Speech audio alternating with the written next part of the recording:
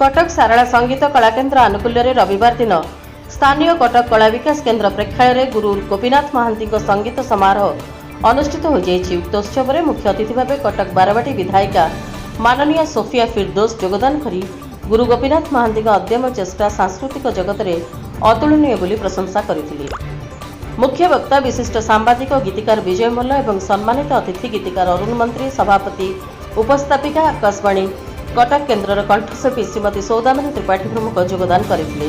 गीत नृत्य और वाद्ययंत्र समारोह मनमुग्धकर होइथिबा बेले 100 रु ऊर्ध्व कलाकार को उत्कल कला प्रतिभा सम्मान और शिशु कला प्रतिभा सम्मान प्रदान करा जायथिला।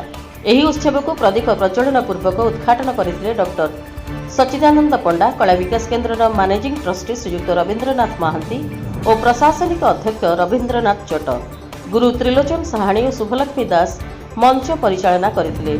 ब्यूरो रिपोर्ट, रिपब्लिक ओडिशा, साधारण लोकों स्वर।